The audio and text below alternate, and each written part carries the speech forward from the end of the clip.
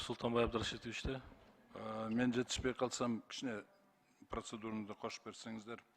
Рустам Алайбекович, мына сиздердин МОЖММде коррупцияга каршы күрөшүүдөн сиздер өзүңүздөрдүн милдетиңиздерге алыпсыздар да.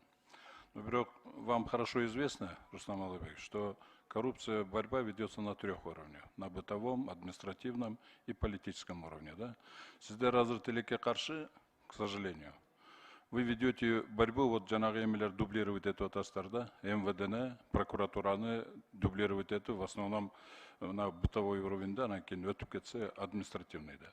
А сиздердин деңгээлиңиздер, мен ойлойм, саясий уровеньде, потому что менен МВД менен прокуратура мындай саясий уровеньге чыкпайт да.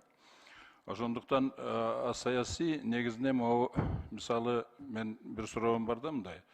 Закондорду алып атканда, к сожалению, в законах присутствует очень большое содержание составляющей бар да, коррупционной составляющей. Ушуну сиздер анализ кыласыздарбы вообще коррупционной составляющей анализ закондорду?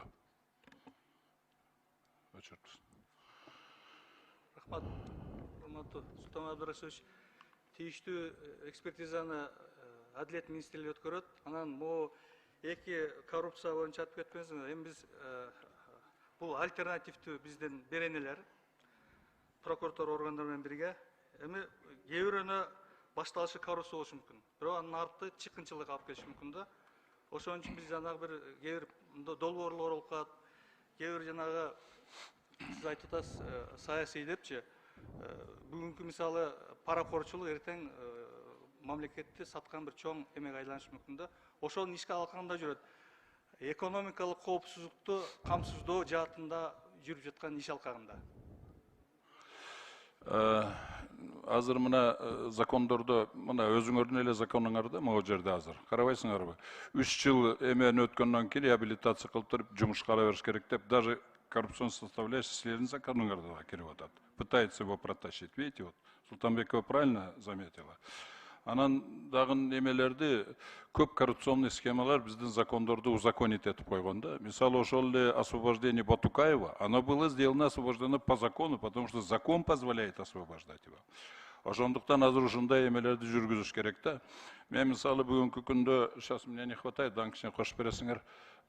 Например, в глобальном финансовом рынке сейчас происходят такие очень процессы, которые угрожают национальной безопасности и национальным интересам таких стран, как Кыргызстан, да. Ошого азыр көп изменений киргизип ататтар, аракет кылып биздин закондорго, в частности, там, о землях и все прочее остальное. Это 10 секунд кошуп бериңиздер. Угрожает нашей безопасности, да. Ошого жанагындай эмелерди алдын алып берге келип барды жүгүрүп жүрүп депутаттарды уговаривать этип андай деп киргизип ошондой кылып атат. Мондай Шерипов деген замминистр бар бир, Эргул бар. Ошонун действиялары бардык ошого.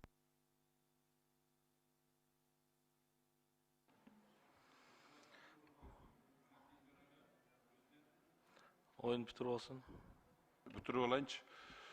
Ушул кишиге көңүл буруп койсоң, ушул все его деятельность немеде жанагы политический жанагы коррупционный движенияларга окшошуп кетет. Анан президенттин өкүлчүлүгүгө да неме кылгым келет. Ушул Шериповдун соответственно занимаемый должности карап коюңуздарчы.